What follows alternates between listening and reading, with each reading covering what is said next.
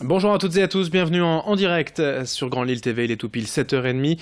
Nous sommes le mardi 29 août et voici d'abord vos prévisions météo. C'est une très belle journée d'été qui s'annonce encore aujourd'hui dans toute la région. Du soleil, du ciel bleu partout pour tout le monde. Et avec cela des températures exceptionnellement élevées, bien supérieures au normal de saison.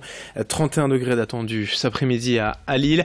Avec cela en revanche on aura un épisode de pollution. De nouveau aujourd'hui les particules fines, les fameuses PM10. La qualité de l'air est jugée de médiocre à mauvaise selon Atmo Nord-Pas-de-Calais. C'est un indice de 7 sur 10 aujourd'hui.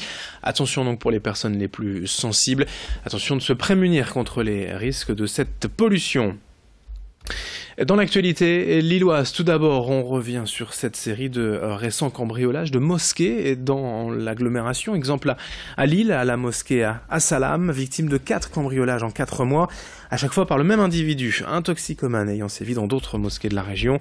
Il a depuis été interpellé par la police, mais presque aussitôt relâché parce qu'il souffrirait de troubles mentaux. Les représentants du culte musulman se disent donc aujourd'hui décontenancés, sans solution, car l'individu en question reprend ses attaques ou presque à chaque fois qu'il est libéré. Le suspect chercherait en fait de l'argent pour se fournir en drogue et profiterait surtout de la vulnérabilité des lieux, peu surveillés, peu protégés, pour dérober le liquide donné par les fidèles. Céline Huret et Xavier Silly ont rencontré pour nous hier ces représentants de mosquées. Écoutez leurs sentiments quant à cette affaire. Lui, il a trouvé une faille comme quoi ils sont impunis auprès de la justice et il va encore refaire le même méfait et on ne souhaiterait pas que ça se renouvelle. Donc on lance un appel auprès de nos élus pour régler ce problème-là. Parce que nous, on a déjà très peu de subventions pour pouvoir fonctionner dans nos mosquées, voire on n'en a pas du tout. C'est auprès de nos fidèles qu'on ramasse le peu de pécunier pendant les mois de Ramadan, on ramasse un peu d'argent pour pouvoir fonctionner toute l'année. Et à ce moment-là où il opère, et le problème c'est que malgré qu'on ramasse pas d'argent, il vient dans nos bureaux, il nous casse. Là, à la mosquée de Porte des Possessouna, il est venu il y a 2 semaines de ça, il a cassé la porte. Il va falloir qu'on investisse encore dans des portes alors qu'elle l'a déjà fait, elle est toute neuve. Et donc notre souhait, ça serait qu'on résolve ce problème-là. Une toute autre affaire dans ce journal à vous évoquer, cette histoire d'escroquerie subie par un habitant de la région. À presque 94 ans, Jean Roy nous raconte avoir mis en vente en 2007 une antiquité égyptienne héritée de ses aïeuls et datée d'environ 3000 ans. Précisément, il s'agit d'une planche de coffret à vase canope, destinée à préserver les organes du défunt. Mais sans connaître alors la valeur de l'œuvre, la famille l'a cédée en 2012 pour à peine 2000 €, alors qu'elle en vaudrait plus de 300 000 € finalement. Jean Roy et ses proches se battent donc depuis pour retrouver ce tableau ayant appartenu à l'origine à son arrière-grand-père. Brieux Gorchier est allé à sa rencontre, écoutez son histoire, son explication.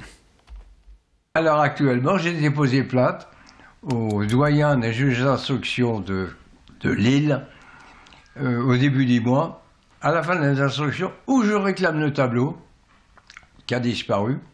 Le commissaire-priseur ne veut pas donner. Il a gardé dans la famille, forcément. Ou je réclame le tableau, ou alors je dépose plainte. Comme une charge de commissaire-priseur à Paris, ça vaut la peau des fesses, pardon de l'expression, ça vaut très cher.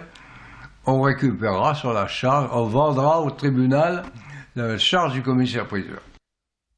7h33 en direct sur Grand Lille TV ce matin, une info en bref, un retard exceptionnel de plus de 19 heures subi par 140 passagers d'un vol Malaga-Lille hier. Les vacanciers de retour d'Espagne ont subi une série d'événements entraînant ce retard tout à fait exceptionnel. Censés quitter Malaga dimanche soir, ils n'ont atterri qu'hier à l'aéroport régional de Léquin. Après donc 19 heures de galère, ils devraient être tous indemnisés. On enchaîne avec toute autre chose encore dans ce journal pour vous présenter cette nouvelle boutique, cette épicerie de vrac à Roubaix. Le 19 septembre, un grain dans le bocal accueillera ses premiers clients, boulevard de Fourmies, avec une particularité, celle de préconiser le zéro déchet en ne proposant en fait aucun emballage. Les clients se serviront parmi 250 produits en apportant leur propre contenant, un pot en verre ou un sac en tissu par exemple. Il y aura évidemment des céréales, des biscuits, de la farine, des pâtes, pâtes, mais aussi de la lessive ou du savon. L'idée, c'est vraiment de lutter contre le gaspillage et les déchets liés surtout aux emballages. Alors, il dit, à l'origine de ce projet, on trouve une ancienne cadre de la grande distribution, Colline Huck, âgée de 30 ans. Elle a décidé de tout quitter pour se lancer dans ce projet d'épicerie. Elle cherche encore un peu de financement. Si vous souhaitez l'aider sur la plateforme participative My Money Help, c'est Alexis Tessier qui l'a rencontré pour Grand Lille TV. Ce qu'on va retrouver, c'est des produits donc épicerie sucrée, donc par exemple des céréales pour le petit déjeuner, des biscuits, de la farine, du sucre, de l'épicerie salée, donc apéritifs, légumineuses, quinoa, riz, tout ce qu'on peut trouver dans une épicerie.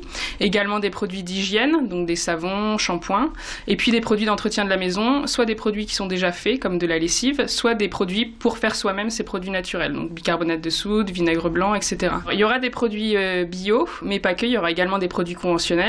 Ça dépendra un petit peu de la provenance des produits. L'idée, c'est aussi de promouvoir des producteurs locaux. Donc, par exemple, sur les savons, il y a Mobius, qui est de Roubaix également, qui propose des savons. Donc, je proposerai ce type de produit-là. Pour terminer ce journal, on vous présente aussi, avant la braderie de Lille, l'incontournable accompagnement du plat de la moule frite. Eh bien, c'est la bière, mais quoi de mieux qu'une bière locale nordiste et surtout récompensée. Et pour en profiter, il y a quelques jours, le 11 août, la bière L'Estaminet a remporté la médaille d'or du World Beers Award, le championnat du monde organisé à Londres. Produite à Saint-Amand-les-Eaux par la brasserie des Sources, L'Estaminet a remporté la catégorie des bières épicées. Pour le gérant de la brasserie, déjà récompensé il y a 6 ans avec la Belle Rose, c'est évidemment une belle récompense, surtout donc une reconnaissance du travail accompli. Cette brasserie nordiste produit à peu près 1 million de litres par an et proposera d'ailleurs une bière spéciale lors de la braderie ce week-end. Alexis Tessier est allé à Saint-Amand découvrir ces brasseurs et leur travail. D'abord, ça nous met du baume au cœur, parce que c'est le résultat d'un travail d'équipe. Donc, il y a quand même une dizaine d'années, cette bière et cette brasserie principalement, elle était en liquidation. Donc, on a tenté de la sauver depuis 10 ans. On voulait montrer aussi, aux consommateurs. C'est une manière de montrer aux consommateurs qu'on fait des produits de grande qualité. Et c'est une espèce de saut qu'on nous apporte sur la qualité à chaque fois d'une bière quand on gagne.